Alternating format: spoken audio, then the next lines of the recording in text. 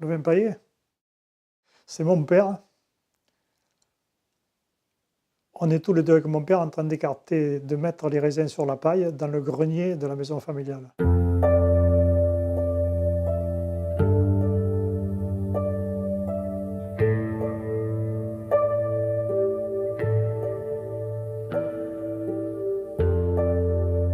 Gamin, c'est toute la famille accroupie en train de mettre les raisins à côté de l'autre. Oui, c'est toute une image.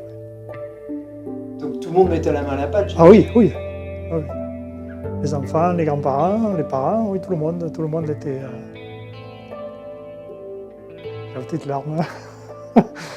Si la Corrèze bénéficie aujourd'hui d'une appellation d'origine contrôlée, c'est en partie grâce à lui. Ce nectar, l'élaboration si particulière, n'est pas seulement un vin, mais c'est aussi un ancrage. Et aujourd'hui, l'étendard de la production corrézienne, le vin paillé. Le vin paillé, donc, c'est un vin liquoreux qui est fait à partir de raisins cueillis à maturité, mis à sécher sur des clés ou des lits de paille, et qui est ensuite pressé entre Noël et puis entre Toussaint et Noël, voilà.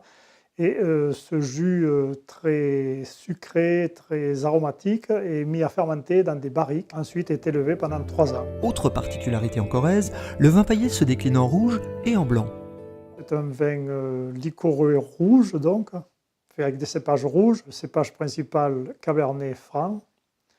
On peut aussi y mettre du Cabernet Sauvignon et du Merlot. Le vin paillé existe en blanc aussi, Chardonnay et Sauvignon blanc. Pour ce qui est des accords mets et vins, ce vin liquoreux offre de larges possibilités des plus simples aux plus élaborés. Le vin paillé rouge avec un foie gras poêlé, avec des pommes, avec des figues, sur une volaille rôtie, sur un dessert au chocolat noir. Le vin paillé blanc, lui, sur un foie gras, mi-cuit, avec à l'apéritif aussi, ça se boit très bien, avec des noix aussi.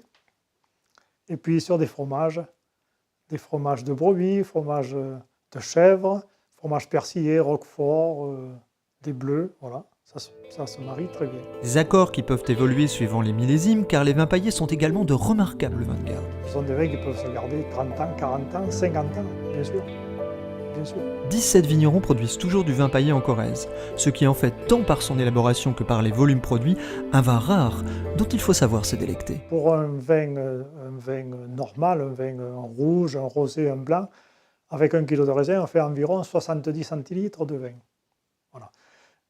Pour faire du vin paillé, avec 1 kg de raisin, on fait 20 centilitres, 18 centilitres de vin. Voilà. Parce que les raisins sont séchés, et quand on presse des raisins séchés, il y a très peu de jus.